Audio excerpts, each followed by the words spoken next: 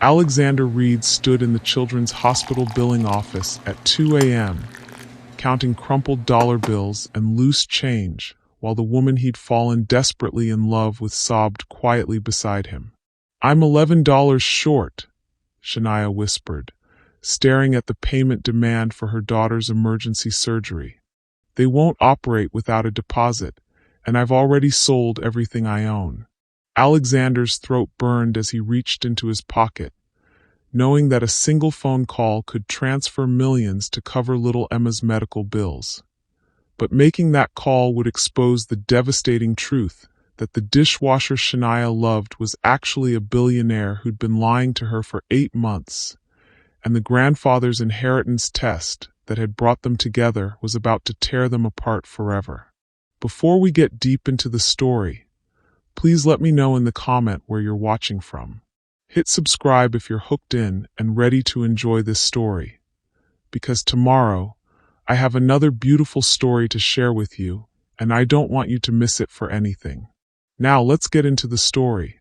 8 months earlier, Alexander Reed had been worth $8.2 billion and had never washed a dish in his life. He'd also never known what it felt like to choose between paying rent and buying groceries. Never understood why someone would work 3 jobs and still struggle to survive, and never imagined that the most important lesson of his life would come from a grandfather who died disappointed in the man Alexander had become. "Mr. Reed," the family attorney had said during the reading of Harold Reed's will, "your grandfather has left you a rather unusual inheritance requirement." Alexander had been expecting the standard transfer of wealth that came with being the sole heir to the Reed technology fortune. What he hadn't expected was a leather-bound letter written in his grandfather's familiar handwriting, containing instructions that would change everything he thought he knew about money, worth, and what it meant to earn something precious. "Alexander," the letter began, "you have never worked for anything in your life. You have never known hunger, desperation, or the dignity that comes from earning an honest day's pay.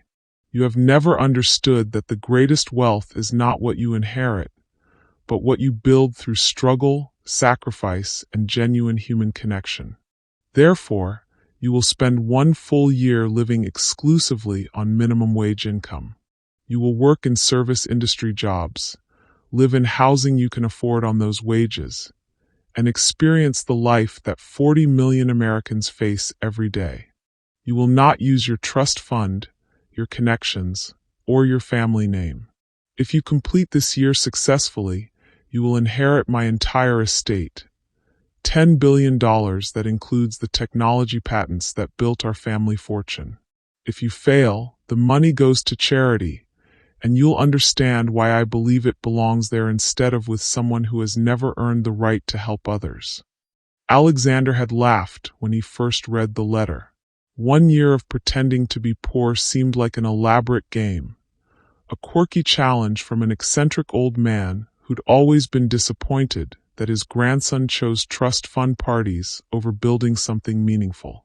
He'd stopped laughing 3 days into working as a dishwasher at Mel's Diner on the wrong side of downtown, when his hands were raw from industrial detergent, his back ached from standing for 8-hour shifts, and he discovered that minimum wage meant choosing between a decent meal and bus fare home. Have you ever had everything you thought you knew about life completely overturned in a matter of days? What happens when you realize that your assumptions about struggle, worth, and dignity were completely wrong? "New guy, you're falling behind on the dinner rush," called Mel, the diner's owner, as Alexander struggled to keep up with the endless stream of dirty plates and coffee cups. "Sorry," Alexander said, scrubbing faster while trying to ignore the way his expensive watch, which he'd stupidly forgotten to leave behind, caught the kitchen lights. He'd have to get rid of it soon, before someone noticed that dishwashers didn't typically wear Patek Philippe timepieces. "Don't apologize, just work faster," came a voice from behind him. Alexander turned to see the most beautiful woman he'd ever encountered. Not because of her appearance, though she was stunning, but because of the way she carried herself with quiet dignity despite her obviously exhausted state. Shania was probably 28, with intelligent dark eyes, and the kind of posture that suggested strength earned through necessity rather than privilege. She wore the diner's standard uniform, blue dress with white apron, but somehow made it look elegant. "You're the new dishwasher," she said, not as a question but as an observation. "I'm Shania. I work the evening shift." "Alexander," he replied, then quickly added, "Alex. People call me Alex." "Well, Alex, welcome to Mel's. Fair warning. The dinner rush gets intense, and Mel doesn't tolerate anyone who can't keep up. But if you work hard and don't complain, it's steady money." Steady money. Alexander almost laughed at the phrase, then realized that for the first time in his life, steady money actually mattered to him. His grandfather's lawyers had made sure of that. His credit cards were canceled, his trust fund frozen, his penthouse apartment deed transferred back to the family estate. All he had was the $500 in cash they'd given him to start his new life, plus whatever he could earn working jobs that he'd never previously considered real work. "Thanks for the advice," Alexander said, genuinely meaning it. Over the following weeks, Alexander learned more about real life than his previous 32 years had taught him. He learned that being tired from physical labor felt completely different from being tired from business meetings.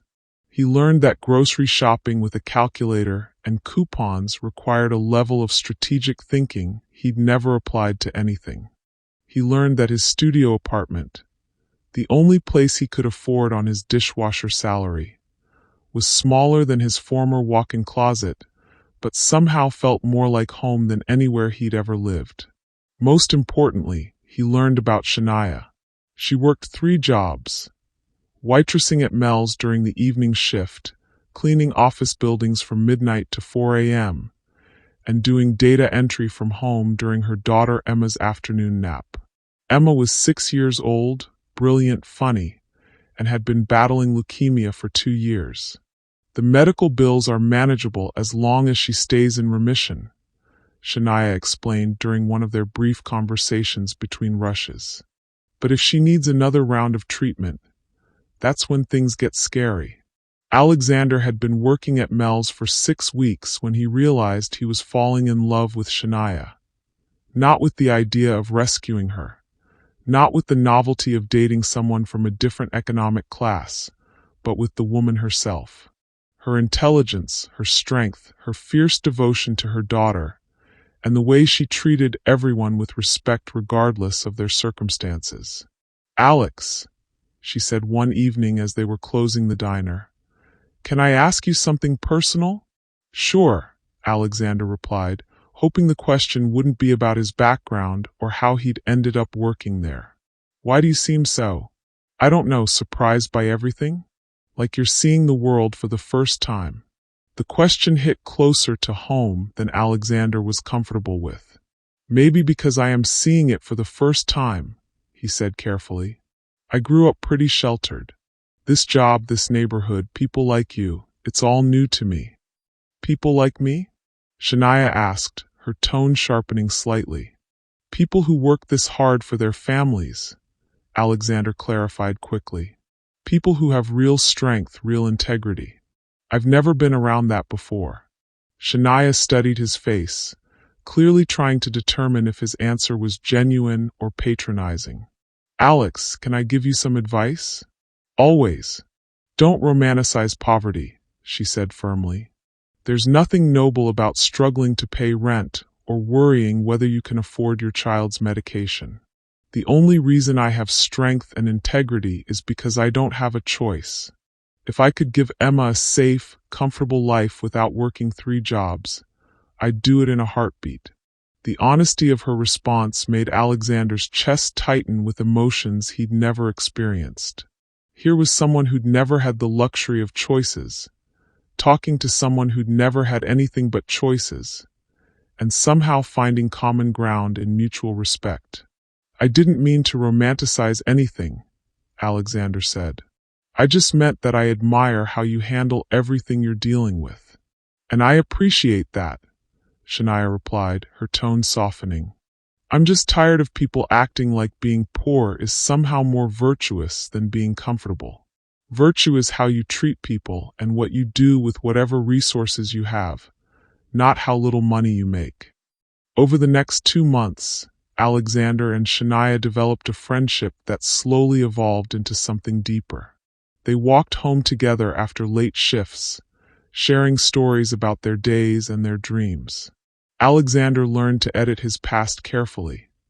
He spoke about being sheltered rather than wealthy, about family expectations rather than trust funds, about wanting to understand how most people live rather than inheriting billions. The lies felt heavier every day, especially as he fell more deeply in love with a woman whose honesty was absolute. Emma wants to meet you, Shania said one evening in November, 6 months into Alexander's inheritance test. She wants to meet me? Alexander felt his heart rate increase. Meeting Shania's daughter felt like a milestone that would make his deception even more complicated. I've told her about my friend from work who makes me laugh, Shania said with a smile that made Alexander's chest warm. She's curious about the man who's been making her mama happy. I make you happy? Alexander asked. You make me happy, Shania confirmed, then looked away with the shy expression that always made Alexander want to kiss her.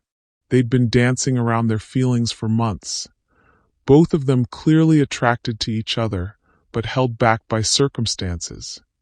Shania by her responsibilities and past experiences with men who couldn't handle the reality of dating a single mother, Alexander by the growing weight of his deception. Shania, Alexander said, there's something I need to tell you. What? Alexander looked at this woman who'd changed his entire understanding of strength, sacrifice, and what actually mattered in life. He wanted to tell her everything, about the inheritance test, about his real identity, about the fact that he could solve all her financial problems with a single phone call. But he also wanted to know if she could love him for who he was when he had nothing to offer except himself. I care about you, he said instead. More than I should probably. More than is smart, given our situations. Our situations.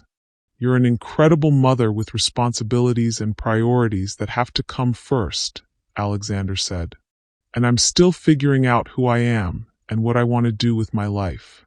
Alex, Shania said gently, I care about you too. More than I've cared about anyone since Emma's father left. But you're right that my daughter comes first. She has to. I wouldn't want it any other way, Alexander said honestly. Your love for Emma is one of the things I admire most about you. As they stood outside Shania's apartment building, a rundown complex that Alexander could have bought and renovated with pocket change from his trust fund, both of them understood that they were standing at the beginning of something that could be beautiful or devastating, depending on choices that hadn't been made yet. Alex, Shania said, if you meet Emma, if you become part of our lives, I need you to understand that we're a package deal. She's been through enough disappointment with adults who promise things they don't deliver. I understand, Alexander said, though he was terrified about what promises he was making and whether he'd be able to keep them when his year of poverty ended, and he had to decide between the woman he loved and the inheritance that would make him one of the richest men in America. Then come for dinner Sunday, Shania said. Emma makes excellent mac and cheese from a box, and I'd like you to meet the most important person in my life. As Alexander walked back to his studio apartment, he realized that his grandfather's test had already succeeded in ways the old man probably never anticipated. Alexander Reed was no longer the same person who'd started this year thinking poverty was a choice and struggle was a character flaw. But whether he'd learned enough to deserve either Shania's love or his grandfather's fortune remained to be seen. Emma Santos was 6 years old, bald from chemotherapy, and possessed the kind of fierce intelligence that made Alexander understand exactly where Shania had gotten her strength. She was also, Alexander realized within 5 minutes of meeting her, completely unimpressed by adults who tried too hard to win her approval. "Mama says you work at the diner washing dishes," Emma said, sitting cross-legged on the worn couch in their tiny apartment while Alexander sat nervously in the only chair that didn't have a broken spring. "That's right," Alexander replied, trying to figure out how to talk to a 6-year-old who was staring at him with the analytical intensity of a Fortune 500 CEO. "Why do you wash dishes instead of having a better job?" The question hit Alexander like a physical blow, because it was exactly what he'd been asking himself for 7 months. How do you explain to a child that you're washing dishes as part of an inheritance test that would make you richer than some small countries? Sometimes people take different jobs while they're figuring out what they really want to do with their lives, Alexander said carefully. "Are you still figuring that out?" Alexander glanced at Shania, who was watching their interaction with the protective intensity of a mother evaluating whether this man was worthy of her daughter's attention.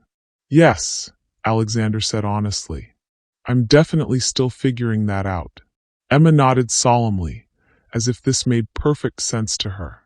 "I figured out what I want to do," she announced. "I want to be a doctor who helps kids who have cancer, so they won't be scared like I was scared."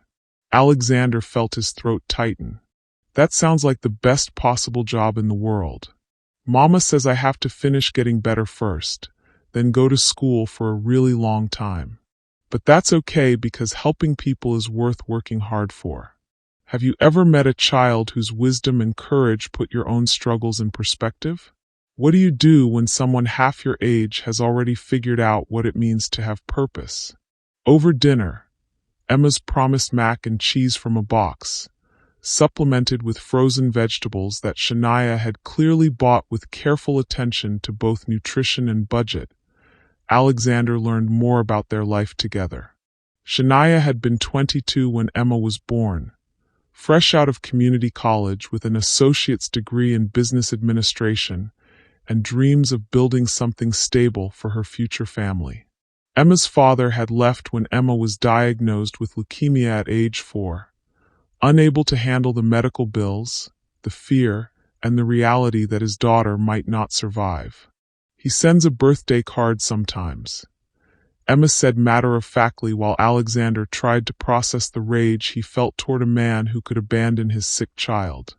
"But Mama says some people just aren't strong enough for hard things, and that's not really their fault." "Your mama is very wise," Alexander said, looking at Shania with new understanding of how she developed such perspective on human nature. "She's the strongest person in the world," Emma agreed. "She works all the time to pay for my medicine, and she never gets tired, and she always reads me bedtime stories even when she falls asleep in the middle." Shania smiled with the kind of exhausted love that Alexander had never seen before. The look of someone who would do literally anything for another person, regardless of the personal cost.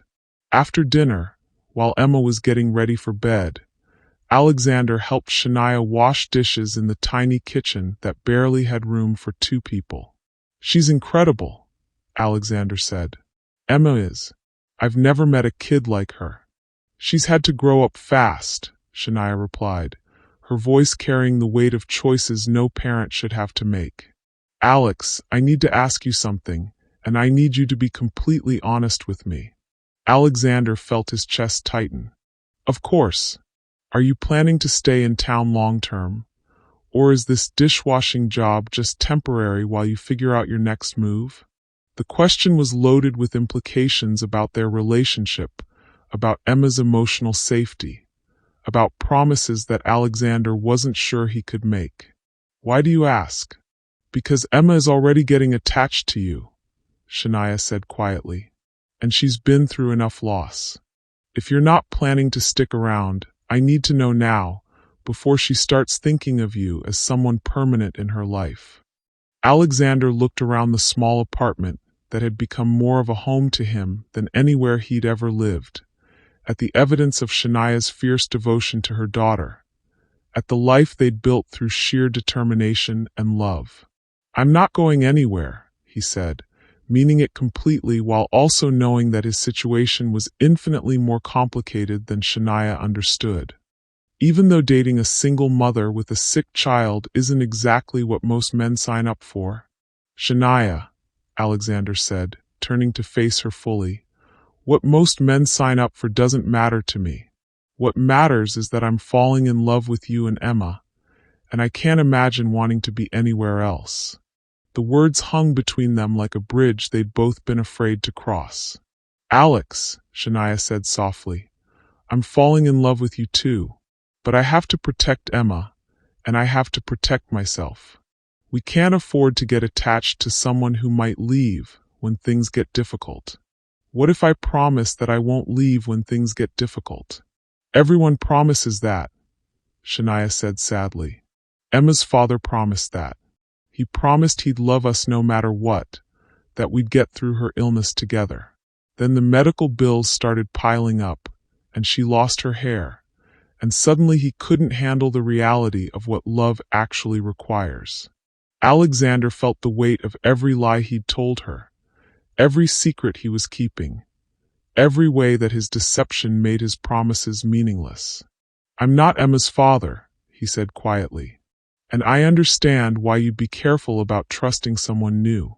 But Shania, I need you to know that difficult doesn't scare me. Whatever challenges come with loving you and Emma, I want to face them with you." Shania searched his face, clearly wanting to believe him, but held back by experiences that had taught her to be cautious. "Okay," she said finally. "But Alex, if we're going to do this, if we're going to be together, I need complete honesty between us. No secrets, no surprises, no discovering that you're not who I thought you were." Alexander's heart broke a little more as he nodded agreement to a promise he was already breaking. Over the following months, Alexander became part of Shania and Emma's daily routine. He'd finish his shift at the diner, walk Shania home, and often stay for dinner and homework help before Shania left for her overnight cleaning job. On weekends, he'd take Emma to the park while Shania caught up on sleep, marveling at the 6-year-old's ability to find joy and wonder despite everything she'd been through. "Alex," Emma said one Saturday while they were feeding ducks at the pond near their apartment, "are you going to marry my mama?" The question caught Alexander completely off guard. "Why do you ask?" "Because you love her," Emma said with the straightforward logic of childhood. "And she loves you. And you're nice to me. That's what families do." Alexander felt his chest tighten with emotions he didn't know how to process. "What would you think if I married your mama?" "I'd think that was good," Emma said seriously. "But only if you promise not to leave when I get sick again." "When you get sick again?"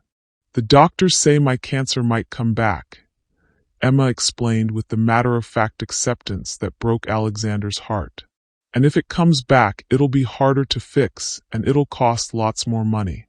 Mama thinks I don't know, but I hear her crying sometimes when she's on the phone with the hospital." Alexander knelt down beside the pond, looking into Emma's wise, ancient eyes. "Emma, if I married your mama, and if your cancer came back, I would never leave. I promise you that. Even if it gets really expensive and scary?" "Even then," Alexander said, meaning it with every fiber of his being while also knowing that his ability to keep that promise was infinitely more complicated than Emma could understand. That night, after Emma was asleep and Shania had left for her cleaning job, Alexander sat alone in their apartment and called the number his grandfather's lawyers had given him for emergencies. "Mr. Reed," said the attorney who answered. "How can I help you?" "I need to know about medical expenses," Alexander said. "If someone I care about has a medical emergency, am I allowed to help them financially without violating the terms of my grandfather's will?" "Mr. Reed, you're required to live exclusively on minimum wage income."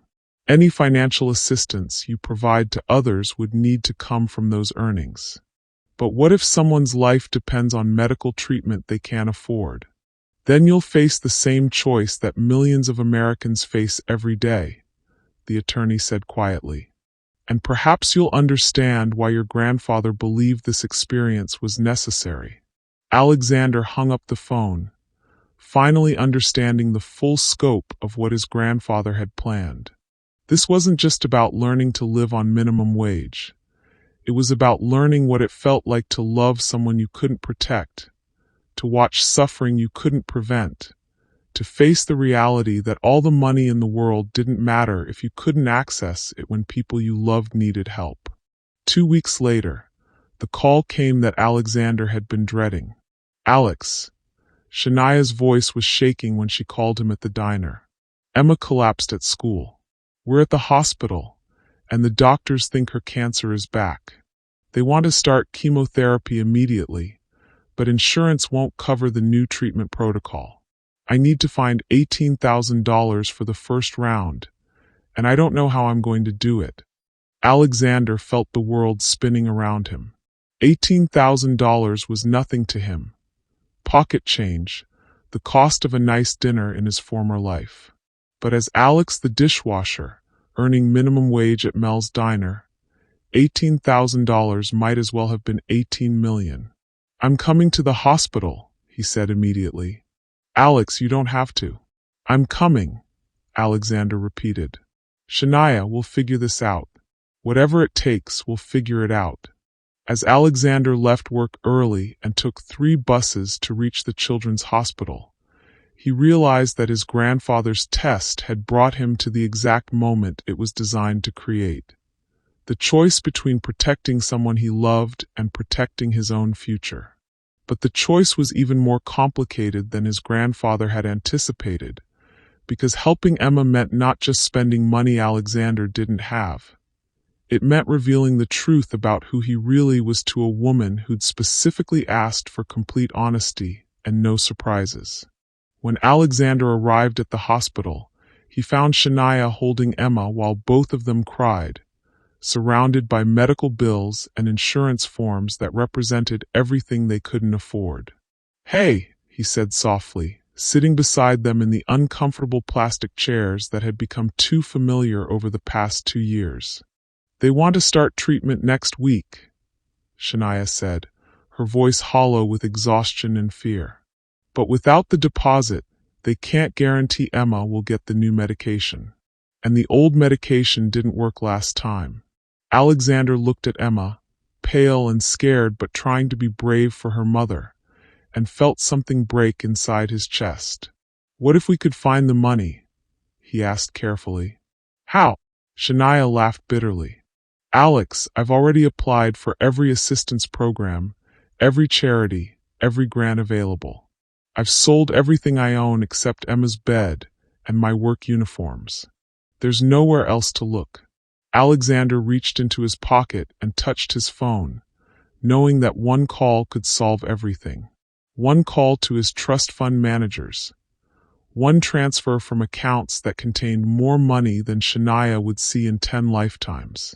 But making that call would mean explaining why a dishwasher had access to billions of dollars. It would mean admitting that every conversation they'd had about struggle and hardship and making ends meet had been a lie. It would mean revealing that while she'd been working 3 jobs to pay for Emma's medication, he'd been playing at poverty like it was an interesting experiment. Alex, Shania said, I need to ask you something, and I need you to tell me the truth. Alexander's heart stopped. What? Do you have any money saved? Anything at all that we could borrow against? Because I'm desperate enough to ask, even though I know it's not fair to put this on you. Alexander looked into the eyes of the woman he loved more than his own life, holding the daughter he'd come to love like his own child, both of them depending on him to help save Emma's life. And he realized that his grandfather's test had brought him to a moment where there were no good choices. Only the choice between the truth that might destroy their relationship and the lie that might destroy Emma's chance of survival. Shania, he said slowly. There's something I need to tell you about my situation. Something I should have told you months ago. The words hung in the air between them like a death sentence. Alexander watched Shania's face change as she processed what he was about to tell her, her expression shifting from desperate hope to growing wariness. What kind of something? Shania asked, her voice carefully controlled in the way that meant she was preparing herself for another betrayal. Alexander looked around the hospital waiting room, at the other families dealing with their own medical crises, at Emma sleeping fitfully in her mother's arms, and realized that there was no way to soften what he was about to reveal. I'm not who you think I am, he said quietly. What does that mean? Alexander pulled out his phone, his hands shaking as he navigated to his banking app. Not the checking account he'd been using for the past 8 months, but the trust fund account that contained more money than most people could comprehend. It means, he said, showing her the screen that displayed a balance of $847 million in immediately accessible funds, that I can pay for Emma's treatment tonight, and every treatment she'll ever need, and it won't even register as an expense. Shania stared at the phone screen for a long moment, her expression cycling through confusion, disbelief, and growing horror. I don't understand, she said finally. Alex, dishwashers don't have bank accounts with $800 million. Because I'm not actually a dishwasher, Alexander said, the words feeling like glass in his throat. My name is Alexander Reed. My family owns Reed Technology. I'm worth approximately $8 billion, and I've been living on minimum wage for the past 8 months as part of my grandfather's inheritance test. The silence that followed was deafening. Emma stirred in Shania's arms, but didn't wake up. Around them, the hospital continued its relentless pace of crisis and healing, oblivious to the fact that Alexander's world was collapsing. You're telling me, Shania said slowly, her voice deadly quiet, that for 8 months, while I've been working 3 jobs to pay rent, while I've been choosing between groceries and Emma's medication, while I've been lying awake at night terrified about how to afford her medical bills, you've been pretending to be poor? Have you ever had to watch someone you love realize that your entire relationship was built on a fundamental lie? What do you do when the truth that could save someone is the same truth that might destroy them? It's not that simple, Alexander said desperately. Shania, yes, I have money, but I couldn't access it without violating the terms of my grandfather's will. I had to live exclusively on minimum wage. You had to. Shania's voice was rising, causing other families in the waiting room to glance in their direction. Alexander, I've been sharing my food with you. I've been worried about whether you could afford bus fare. I've felt guilty for letting you buy Emma ice cream because I thought $20 was a significant expense for you. Those $20 were significant, Alexander said. Shania, everything I experienced with you is real. The struggle, the choices, the understanding of what it means to live paycheck to paycheck. It was a game, Shania interrupted, her voice breaking.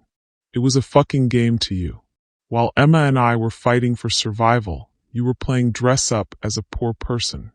That's not what it was, Alexander said urgently. Shania, my grandfather designed this test because he wanted me to understand what real struggle looks like, what real strength looks like. And I learned that by watching you. By lying to me, Shania corrected. By letting me expose the most vulnerable parts of my life to someone who was fundamentally dishonest about who he was. Emma woke up, confused by the tension in her mother's voice. Mama, what's wrong? Shania immediately shifted into protective mode, smoothing Emma's hair and forcing her voice to remain calm. Nothing, baby. Alex and I are just discussing some grown-up things. Is it about my cancer? Emma asked with the direct intuition that had characterized all her conversations about difficult topics. Alexander felt his heart breaking as he looked at this brave little girl who was facing another round of chemotherapy while her mother discovered that the man she'd trusted was living a lie. "Emma," Alexander said gently, "I want you to know that whatever happens with the grown-up things, we're going to make sure you get the best possible medical care. Are you going to pay for it?" Emma asked, her 6-year-old mind apparently less troubled by Alexander's deception than her mother was. "If your mama lets me, yes," Alexander said, looking at Shania with desperate hope. "Why wouldn't mama let you?" Emma asked with perfect logic. "If you have money and I need medicine, that seems easy." "Because sometimes," Shania said carefully, "accepting help from people isn't as simple as it seems, even when you really need the help."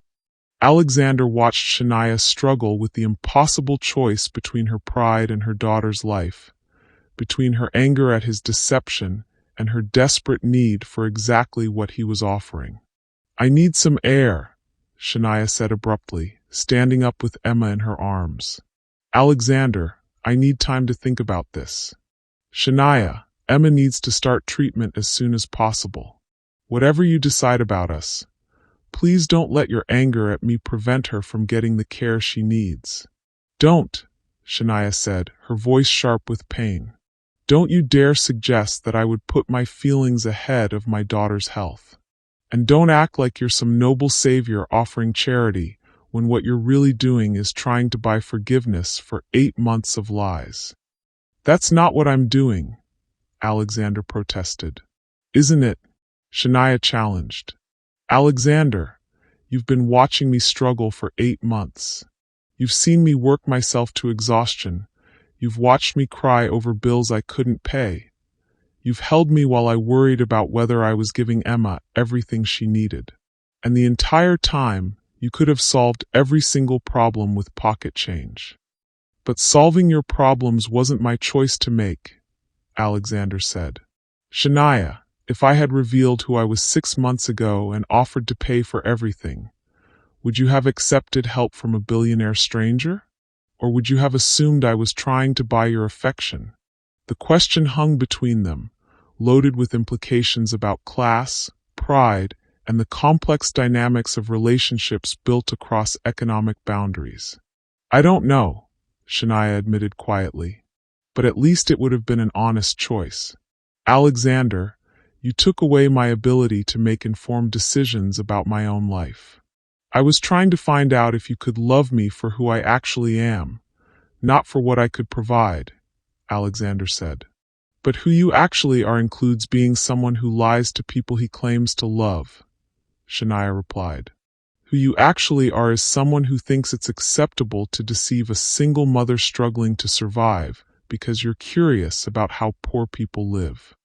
Alexander felt the truth of her words like physical blows. From Shania's perspective, his behavior was indefensible, privileged, manipulative, and fundamentally dishonest.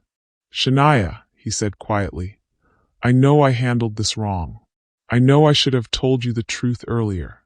But my feelings for you and Emma are completely real. Everything between us, the conversations, the connection, the way we support each other, none of that was pretend." "How would I know?" Shania asked. "Alexander, how am I supposed to trust anything you've told me when the basic foundation of our relationship is a lie?" Before Alexander could respond, a doctor appeared in the waiting room, looking for them. "Ms. Santos? I'm Dr. Patricia Williams. I understand you're here about Emma's treatment options." Shania stood up, shifting Emma to her hip while trying to compose herself for a conversation about her daughter's life.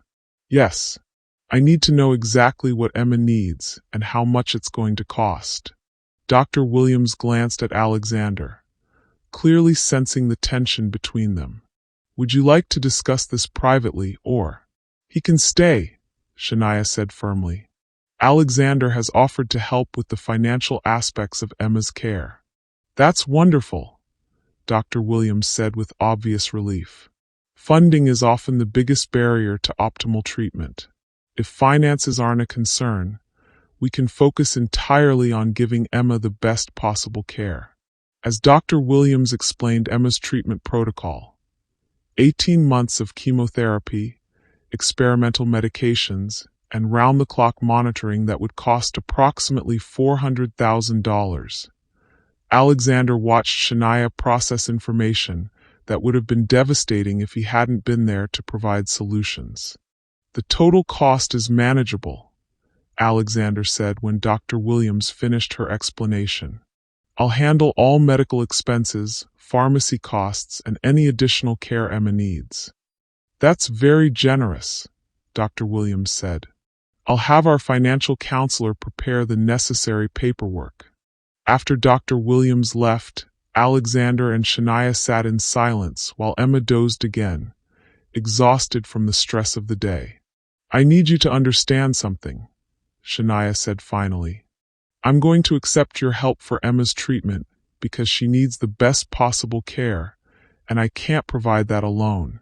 Alexander felt relief flood through him. "Thank you. But," Shania continued, "accepting financial help from you doesn't mean I forgive you for lying to me. It doesn't mean we're okay. And it doesn't mean I trust you anymore." "What does it mean?" Alexander asked quietly. "It means that you're going to pay for my daughter's medical care because you have the resources to do it and she has the right to live," Shania said firmly.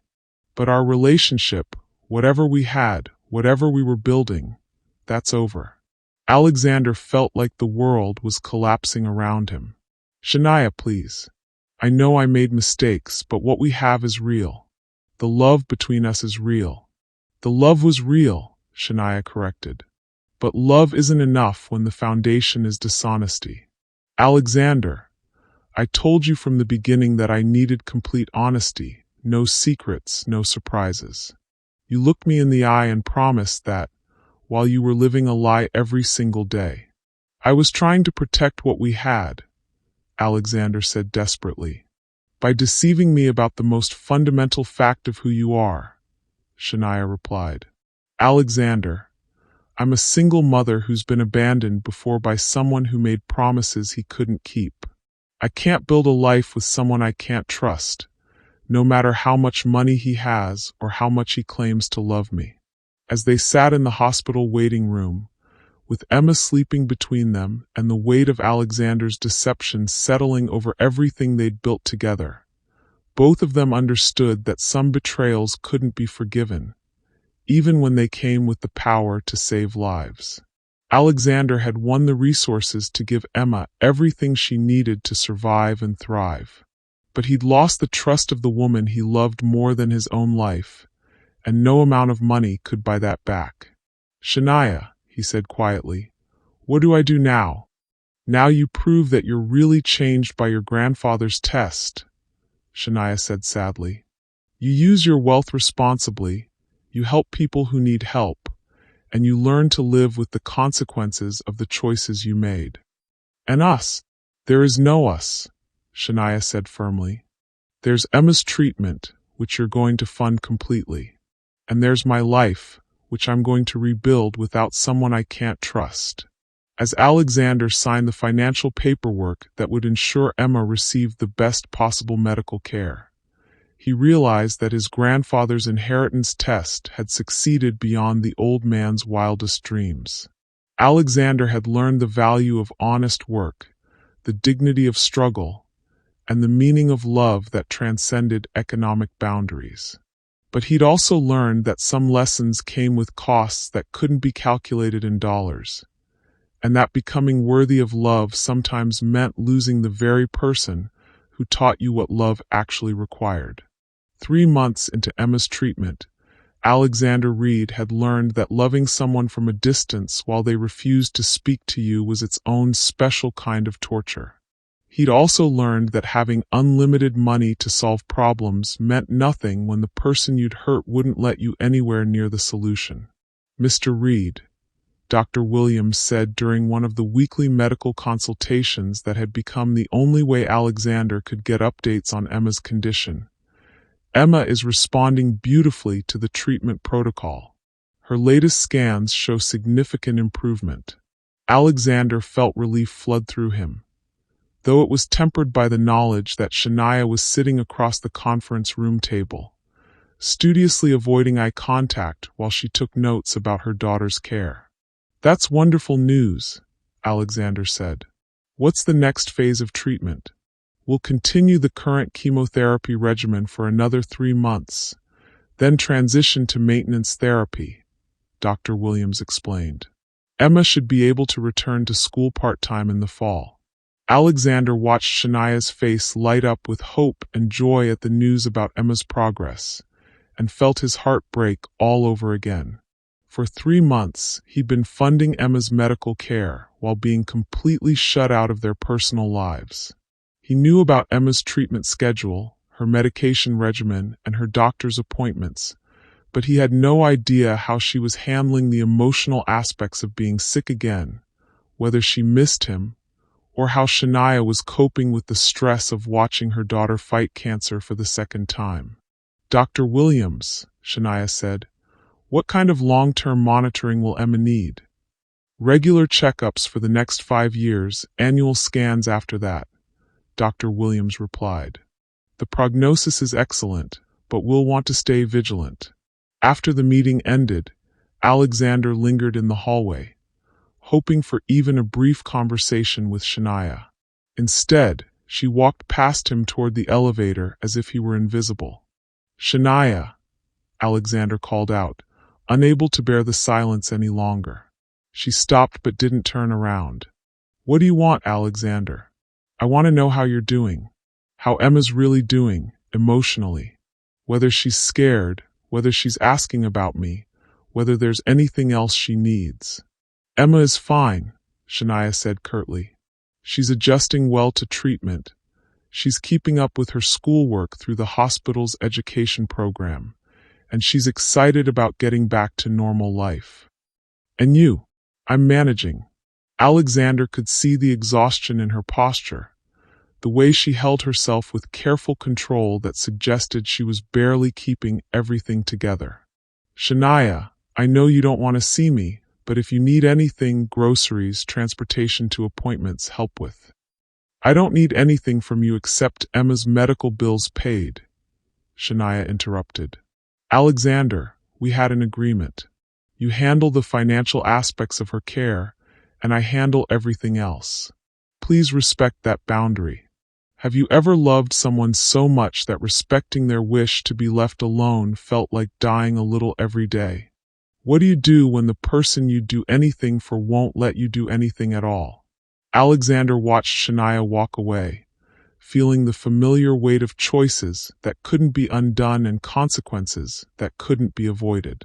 That evening, he sat in his penthouse apartment, which he'd moved back into after completing his grandfather's inheritance test, staring at his phone and debating whether to make a call that might violate every boundary Shania had established. Finally, he dialed Emma's number. Shania had given it to the hospital for emergencies, and Alexander had memorized it from the medical forms. "Hello." Emma's voice was bright despite the obvious fatigue that came with chemotherapy. "Hi, Emma. It's Alex." "Alex." Emma's excitement made Alexander's chest warm for the first time in months. "Mama said you weren't allowed to call us anymore because of grown-up reasons." "Those grown-up reasons are complicated," Alexander said carefully. "But Emma, I wanted you to know that I think about you every day, and I'm so proud of how brave you're being with your treatment."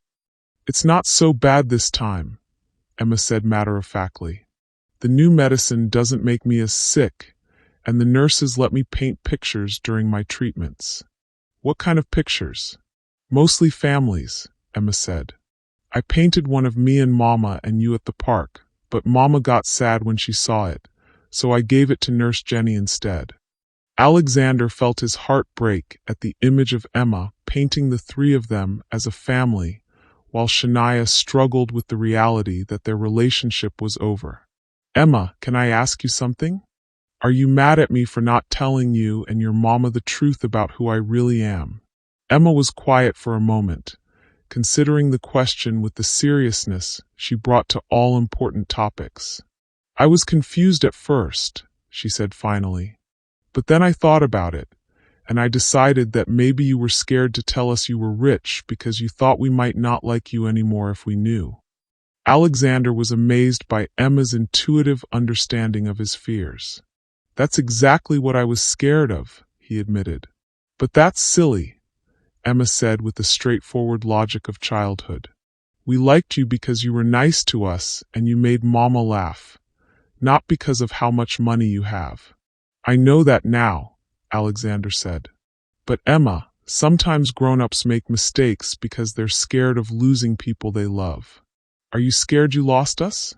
Alexander closed his eyes, feeling the truth of her question like a physical weight. "Yes," he said quietly. "I'm very scared I lost you." "Well, you didn't lose me," Emma said firmly. "I still love you even if you have lots of money. But Mama is still hurt about the lying part. Do you think she'll ever forgive me?" "Maybe," Emma said thoughtfully. "But Alex, I think you have to show her that you're sorry, not just say it." "How do I do that?" "I don't know. That's a grown-up problem. But when I do something wrong, Mama says sorry isn't just words. It's changing your behavior so you don't make the same mistake again." Alexander felt like a 6-year-old was giving him better relationship advice than any adult ever had. "Emma, I miss you and your Mama very much." "We miss you too," Emma said softly. "Mama doesn't say it, but she cries sometimes when she thinks I'm not looking. And she still makes extra coffee in the morning like she's going to share it with someone." The conversation was interrupted by Shania's voice in the background, clearly discovering that Emma was on the phone. "Emma, who are you talking to?" "It's Alex, Mama. He called to see how I'm doing." There was a pause, then Shania's voice came on the line, tight with controlled anger. "Alexander, what are you doing?" "I was checking on Emma," Alexander said. "Shania, I know you don't want to talk to me, but I love her too. I needed to know she was okay. She's fine and you need to stop calling. Shania, please. Can we talk? Just for 5 minutes? There are things I need to say to you, things I should have said months ago." "There's nothing left to say, Alexander. We're not a family, we're not friends, and we're not anything except two people who share concern for Emma's well-being." "That's not true," Alexander said desperately. "Shania, what we had was real. The connection, the love, the way we supported each other. None of that was fake just because I lied about my background. It was all fake because it was built on deception," Shania replied firmly. "Alexander, I can't trust you. And without trust, nothing else matters." "Then let me earn your trust back," Alexander pleaded. "Tell me what I need to do and I'll do it. What you need to do is respect my boundaries and leave us alone except for medical matters." The line went dead, leaving Alexander staring at his phone and wondering if Emma was right that showing sorry was more important than saying it, and if so, how he could possibly demonstrate the depth of his remorse to someone who wouldn't let him anywhere near her life. 2 weeks later, Alexander's opportunity came in the worst possible way. He was in a board meeting at Reed Technology when his phone rang with a call from Children's Hospital. Alexander had given strict instructions that he was to be notified immediately of any changes in Emma's condition, regardless of what he was doing. "Mr. Reed, this is Dr. Williams. Emma Santos was brought to the emergency room an hour ago. She's developed a serious infection, and we need to adjust her treatment protocol immediately." Alexander felt the world tilt around him. What kind of infection? How serious? Serious enough that we've moved her to the ICU. The new treatment requires medications that aren't covered by our standard protocol. We'll need immediate approval for the additional expenses. "Approved," Alexander said without hesitation.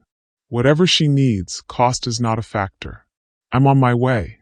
Alexander left the board meeting without explanation, drove to the hospital faster than was probably safe, and arrived to find Shania sitting alone in the ICU waiting room, looking smaller and more frightened than he'd ever seen her. "Shania," he said softly, approaching carefully. She looked up with eyes red from crying. They won't let me see her. She's having some kind of reaction to the infection treatment, and they've restricted access until they stabilize her condition. Alexander sat down beside her, maintaining enough distance to respect her boundaries while being close enough to offer support. Dr. Williams said they caught the infection early, he said gently. Emma's strong, and she's been responding well to treatment. She's going to be okay. You don't know that, Shania said, her voice breaking. Alexander, what if we've put her through all this and she doesn't make it? What if the cure ends up being what kills her? Alexander felt tears gathering in his own eyes as he watched the woman he loved face every parent's worst nightmare. Shania, Emma is the strongest person I know. She's fought this before, and she's going to fight it again. And she's going to win because she has the best possible medical care and a mother who would move mountains for her. I feel so helpless, Shania whispered. All these months, I've been able to tell myself that at least she was getting the treatment she needed, that we were doing everything possible. But sitting here, not being able to help her, not even being able to see her. You're not helpless, Alexander said firmly. Shania, you've given Emma everything she needs to be strong enough for this fight. Your love, your example, you're teaching her that she's worth fighting for. That's what's going to get her through this. Shania was quiet for a moment, then looked at Alexander with an expression he couldn't quite read. Alexander, can I ask you something? Anything.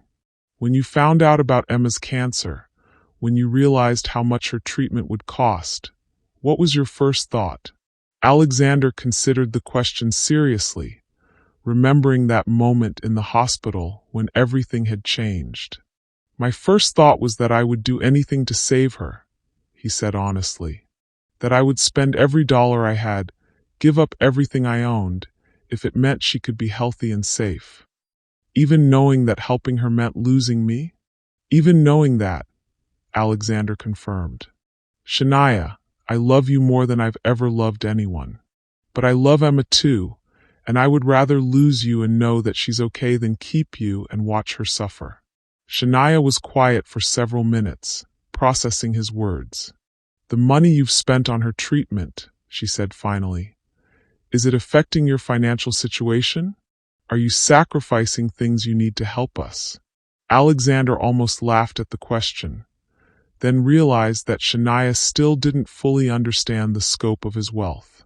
Shania, Emma's entire treatment protocol, every medication, every procedure, every day of hospitalization, represents less than 0.1% of my net worth. I could fund treatment for 1,000 children like Emma and not notice the expense. Then why did you live like you were poor for 8 months? If money isn't a real concern for you, why go through your grandfather's test? Because my grandfather understood that having money and understanding what it means to need money are completely different things, Alexander said. He wanted me to learn what it felt like to love someone I couldn't protect, to face problems that money alone couldn't solve. And did you learn that?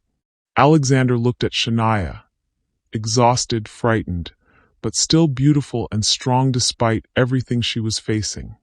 I learned that the most important things in life can't be bought, he said quietly. Love, trust, respect, the feeling of being needed for who you are rather than what you can provide. I learned that I'd rather be poor and loved by you and Emma than rich and alone. Alexander, Shania said softly, I need to tell you something. Before she could continue, Dr. Williams appeared in the waiting room with a smile that immediately eased the tension in Alexander's chest. Good news, she announced. Emma's responding beautifully to the modified treatment. The infection is clearing, and we should be able to move her back to a regular room by tomorrow. Alexander felt relief flood through him, followed immediately by the realization that once Emma was stable, Shania would probably ask him to leave again. Can we see her? Shania asked. In about an hour, once we finish the current round of medication, Dr. Williams said. But she's awake, she's asking for both of you, and she's already complaining about the hospital food, which is always a good sign. After Dr. Williams left, Alexander and Shania sat in comfortable silence for the first time in months. "Alexander," Shania said finally, "what I was going to tell you before the doctor came out." "You don't have to say anything," Alexander interrupted. "Shania, I know I broke your trust, and I know that might not be something you can forgive. But I want you to know that these past 3 months, watching you handle everything alone, seeing how strong you are even when you're scared, it's made me love and respect you even more." "Let me finish," Shania said gently. "What I was going to say is that watching you these past 3 months, seeing how you've respected my boundaries even when it was clearly painful for you, seeing how you've put Emma's needs ahead of your own feelings, it's helped me understand that maybe people can change." Alexander felt his heart stop. "What does that mean?" "It means that maybe I've been so focused on protecting myself from being hurt again that I haven't been fair to you," Shania said quietly. "Alexander, you made a terrible mistake by lying to me. But you've also spent the last 3 months proving that you're willing to love us without expecting anything in return." "Shania, are you saying?" "I'm saying that maybe we should talk," she interrupted. "Really talk about what happened, about what we both need, about whether there's a way to rebuild trust between us." Alexander felt hope bloom in his chest for the first time in months. "I would like that more than anything," he said softly. "But," Shania continued, "if we do this, if we try to build something real together, it has to be based on complete honesty. No more secrets, no more protecting me from difficult truths, no more making decisions for me because you think you know what's best." "Complete honesty," Alexander agreed. "Starting with the fact that I love you and Emma more than my own life, and that I've spent every day of the past 3 months wishing I could undo the lies and start over with the truth." As they prepared to go see Emma, both of them understood that they weren't just rebuilding a relationship. They were building something entirely new, based on lessons learned through loss, forgiveness earned through sacrifice, and love that had survived the test of betrayal and emerged stronger on the other side. But first, they had to convince a 6-year-old that grown-ups sometimes figured out how to fix their mistakes, and that families could be rebuilt on foundations of truth instead of convenient fiction. 1 year after Emma's successful remission, and 6 months after Alexander and Shania had cautiously begun rebuilding their relationship, Alexander Reed stood in the kitchen of the house he'd bought for them. Not a mansion that showcased his wealth, but a comfortable family home with a yard where Emma could play and windows that filled every room with light. "Alex, you're burning the pancakes again," Emma called from the breakfast table, where she was reading a book about marine biology with the intense focus that characterized everything she approached. "I'm not burning them, I'm giving them character," Alexander replied, flipping what were definitely slightly burned pancakes while Shania laughed from her spot at the coffee maker. "Character is what adults say when they mess up cooking," Emma observed with the devastating honesty that Alexander had come to associate with 7-year-olds who'd been through more than most adults. "Emma's right," Shania agreed, moving to stand beside Alexander at the stove. "But I happen to like character in my pancakes." Alexander felt the familiar warmth that came with these ordinary moments. The 3 of them together in their kitchen, starting a Saturday morning with no agenda beyond being a family.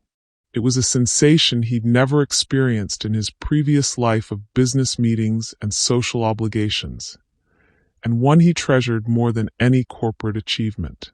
"Today's the big day," Shania said, handing Alexander a cup of coffee and stealing a slightly burned bite of pancake. "Are you nervous?" "Terrified," Alexander admitted honestly. Today was the day Alexander would complete the final requirement of his grandfather's inheritance test, appearing before the board of trustees to demonstrate that he'd learned what Harold Reed had intended him to learn about wealth, responsibility, and what it meant to earn something precious. Have you ever had to prove that you've become worthy of something you thought you deserved all along? What do you say when someone asks you to demonstrate that you've learned what it means to love and be loved? The past 18 months had transformed Alexander in ways that went far beyond his grandfather's original vision. Living on minimum wage had taught him about struggle and financial insecurity. Losing Shania had taught him about consequences and the importance of honesty. Rebuilding their relationship had taught him about forgiveness, patience, and the difference between earning love and buying affection. "You'll be fine," Emma said confidently from the table. "Just tell them the truth about us." "What truth is that?" Alexander asked, sitting down beside her with his plate of character-rich pancakes. "That you learned how to be a good dad and a good boyfriend by practicing on real people," Emma said matter-of-factly. "And that you're not the same person who started washing dishes, because that person didn't know how to love anybody." Alexander felt his chest tighten with emotion at Emma's simple summary of his transformation. "When did you get so wise?" he asked. "I was always wise," Emma replied seriously. "Adults just don't usually listen to kids until something bad happens and they get scared." Shania sat down across from them, completing their family circle around the breakfast table. "Alexander," she said, "regardless of what the trustees decide today, I want you to know that you've already proven everything you need to prove. To me, to Emma, to yourself. What if they decide I haven't learned enough?" Alexander asked. "What if they think I'm still the same entitled person who started this test?" "Then they're wrong," Shania said firmly. "And we'll build our life together without the inheritance money, just like we've been doing for the past 6 months. Alexander looked around their kitchen, not luxurious by his old standards, but filled with evidence of the life they'd built together. Emma's artwork on the refrigerator, Shania's nursing school textbooks stacked on the counter, photos from family outings to places that cost nothing but created memories worth everything. After his grandfather's test had officially ended, Alexander had chosen to continue living modestly while he and Shania rebuilt their relationship. He'd moved out of his penthouse, sold most of his expensive possessions, and focused on proving that his transformation was permanent rather than performed. "I love this life," he said honestly. "Win or lose today, I love the life we've built." "Even without billions of dollars?" Shania teased. "Especially without billions of dollars," Alexander replied. "Though I have to admit, I wouldn't mind having resources to fund Emma's college education and maybe take some of the financial pressure off you while you finish nursing school." "I can pay for my own college," Emma announced. "I'm going to get scholarships for being smart and maybe for surviving cancer and for writing really good essays about my family." 3 hours later, Alexander sat in the conference room of Reed and Associates, facing the same board of trustees who'd administered his grandfather's will 18 months earlier. But instead of feeling entitled to an inheritance he'd never earned, Alexander felt nervous about proving he'd become worthy of a responsibility he finally understood. "Mr. Reed," said Margaret Foster, the lead trustee, "please summarize what you've learned during your year of living on minimum wage income." Alexander had prepared extensively for this moment, but looking at the faces of people who would determine his financial future, he realized that his grandfather's real test wasn't about money at all. "I learned that I was wrong about almost everything," Alexander said simply. "I thought poverty was a character flaw, that anyone could succeed if they just worked hard enough, that wealthy people deserved their advantages because they were somehow better than people with less money." He paused, thinking about Shania working 3 jobs while raising a sick child, about his co-workers at the diner who treated customers with dignity despite being treated poorly themselves, about the strength it took to maintain hope when every day was a struggle. "I learned that the hardest working people I know are people earning minimum wage," Alexander continued. I learned that medical emergencies can bankrupt families through no fault of their own. I learned that having money means having choices, and that most people don't have the luxury of choices. And how has this knowledge changed your perspective on wealth and responsibility? Asked Thomas Reed, Alexander's great-uncle and the family member most skeptical of his transformation. It's taught me that wealth is a tool, not an achievement, Alexander said. That having money creates an obligation to help people who don't have access to the same opportunities. That the purpose of inherited wealth should be to solve problems, not to insulate the wealthy from the consequences of those problems. Margaret Foster leaned forward with interest. Can you give us specific examples of how you would use the Reed fortune if it were entrusted to you? Alexander pulled out a folder containing plans he'd been developing for months, working with Shania and Emma to identify the problems they thought money could help solve. I want to establish a foundation that provides comprehensive support for families dealing with childhood cancer, Alexander said. Not just medical bill assistance, but housing support for families who have to relocate for treatment, educational programs to help kids stay current with schoolwork during hospitalization, and emotional counseling for parents and siblings. He handed out copies of his detailed proposal, which included budgets, implementation timelines, and partnerships with existing organizations. I also want to create a scholarship program for first-generation college students who are working to support themselves through school, Alexander continued. And I want to fund research into medical debt forgiveness programs that could be replicated nationally. Thomas Reed examined the proposal with obvious surprise. Alexander, this is remarkably comprehensive. How did you develop such detailed understanding of these issues? By living them, Alexander said honestly. By falling in love with a woman who was working 3 jobs to pay for her daughter's cancer treatment. By watching families in hospital waiting rooms choose between rent money and medication copays. By learning that the problems wealthy people think are simple are actually incredibly complex when you're experiencing them firsthand.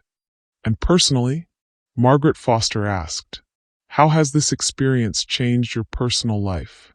Alexander felt his face light up as he thought about Shania and Emma.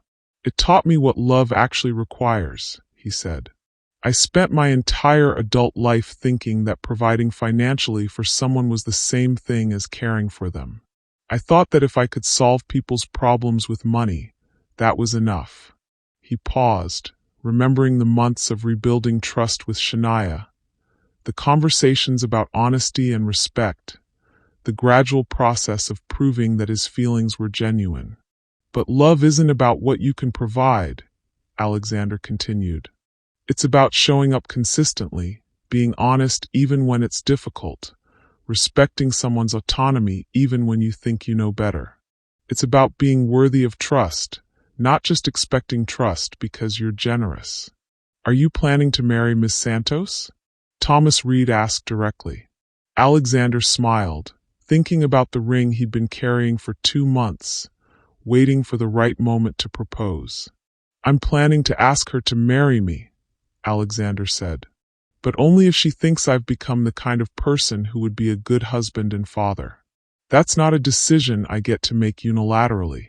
Margaret Foster and Thomas Reed exchanged glances, clearly communicating something that Alexander couldn't interpret. Mr. Reed, Margaret Foster said finally, your grandfather's will requires that you demonstrate not just intellectual understanding of poverty and struggle, but genuine personal transformation. Based on our investigation of your life over the past 18 months, we believe you've exceeded even Harold Reed's expectations. Alexander felt his heart rate spike. What does that mean? It means, Thomas Reed said with the first smile Alexander had ever seen from him, that you've inherited more than just money. You've inherited the responsibility to use that money in ways that would make your grandfather proud. The Reed fortune is yours, Alexander, Margaret Foster announced. All $10.2 billion, along with the Reed technology patents and the Family Foundation endowment. Alexander felt relief, gratitude, and something close to panic as he realized the magnitude of what had just been entrusted to him. "Thank you," he said quietly. "I promise you that I'll use these resources responsibly." "We know you will," Margaret Foster replied, "because if you hadn't learned to use them responsibly, we would never have given them to you." That evening, Alexander returned home to find Shania and Emma waiting for him in the kitchen, clearly anxious about the trustee's decision. "So," Shania asked immediately, "what happened?" "I inherited $10.2 billion, Alexander said, still processing the reality of it himself. Emma cheered, jumping up from her chair to hug him. "Does this mean we're rich now?" "It means we have resources to help a lot of people," Alexander corrected gently. "Including ourselves, but mostly other people who need help the way we needed help." Shania was watching him carefully, clearly evaluating his reaction to suddenly having access to unimaginable wealth. "How do you feel?" she asked. "Scared," Alexander admitted honestly. "Grateful. Responsible for things I'm not sure I'm qualified to handle. But also," he looked around their kitchen, at the life they'd built together. "Also, like nothing has really changed about what matters most." "What matters most?" Emma asked. "This," Alexander said, gesturing to include both of them. "Us. The fact that we choose each other every day, that we're honest with each other, that we take care of each other. The money doesn't change any of that. But it might change other things," Shania said carefully. "It will definitely change other things," Alexander agreed. "We'll be able to help more people, fund Emma's education without worrying about costs, maybe travel places we've always wanted to go. But Shania, I don't want it to change us." Alexander pulled out the ring he'd been carrying, suddenly understanding that this was the right moment.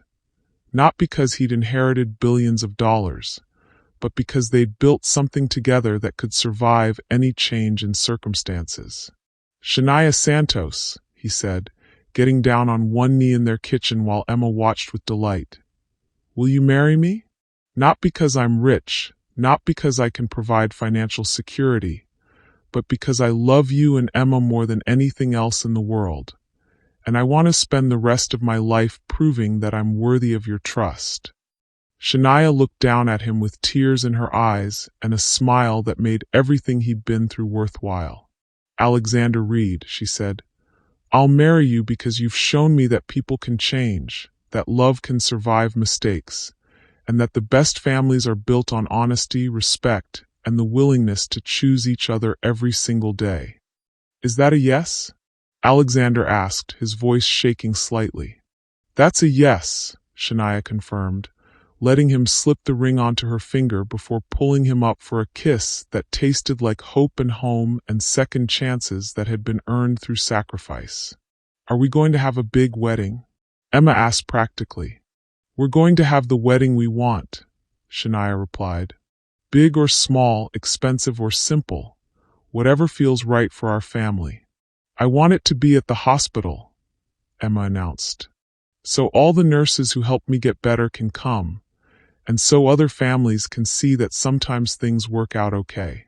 Alexander looked at his future wife and daughter, realizing that Emma had just summarized everything his grandfather had wanted him to learn. Sometimes things work out okay, but only when you're willing to do the work to make them work out. Sometimes love conquers obstacles, but only when that love is built on truth instead of convenience.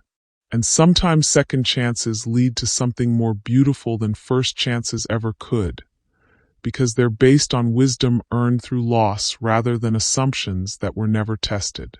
6 months later, Alexander and Shania were married in the Garden of Children's Hospital, surrounded by family, friends, nurses who'd become extended family, and other families who'd found hope in their story. Emma served as the flower girl, wearing a beautiful dress and a smile that showed no trace of the scared little girl who'd once needed a stranger's help to afford her medical treatment. Alexander's best man was Mel, the diner owner who'd taught him what honest work looked like. Shania's maid of honor was Dr. Williams, the physician who'd saved Emma's life and watched their family heal together. In his wedding vows, Alexander promised to love Shania and Emma with honesty, respect, and the understanding that the best gifts couldn't be bought. In her vows, Shania promised to trust Alexander with their future, while never forgetting the lessons they'd learned about the difference between loving someone for who they were and loving them for what they could provide. And in the speech she insisted on giving, Emma told everyone that sometimes the best families were made by people who learned how to love each other by practicing really hard and never giving up, even when they made mistakes. As they danced their first dance as a married couple, surrounded by everyone who'd helped them become the people they'd needed to be for each other, Alexander realized that his grandfather's inheritance test had given him something more valuable than money. It had given him a family built on truth, love tested by adversity, and the understanding that the greatest wealth was having people who chose you not because of what you could give them, but because of who you became when you loved them. Alexander's journey from entitled billionaire to devoted family man shows us that true worth isn't about the money you inherit, but about the love you earn through authentic connection and honest transformation. His willingness to live genuinely in Shania's world, rather than trying to elevate her to his, demonstrates that real partnership requires meeting people where they are. Shania's courage in demanding honesty and her wisdom in recognizing genuine change remind us that forgiveness isn't about forgetting betrayal. It's about believing someone has become worthy of trust through their actions, not just their words. What would you be willing to give up to discover who you really are? How might your understanding of wealth change if you experienced life without the safety net you've always taken for granted? Emma's resilience and insight prove that children often see love more clearly than adults, recognizing that authentic care transcends circumstances while demanding consistency and truth. Together, they created something more valuable than Alexander's inheritance, a family foundation built on mutual respect, shared struggle, and love that chose courage over convenience. Their story reminds us that the most meaningful transformations happen not when we're trying to impress others, but when we're learning to be worthy of the people who matter most to us. And that sometimes the greatest inheritance is discovering what's worth inheriting in the first place. True wealth isn't about having everything you want. It's about wanting what you have, especially when what you have is people who love you for who you've chosen to become. Thank you for watching this story to the end. If you enjoyed this story, you will surely love the next one. It's as crazier and more intriguing as you can ever imagine. So do check it out. Click on the image showing on your screen right now to watch the next one.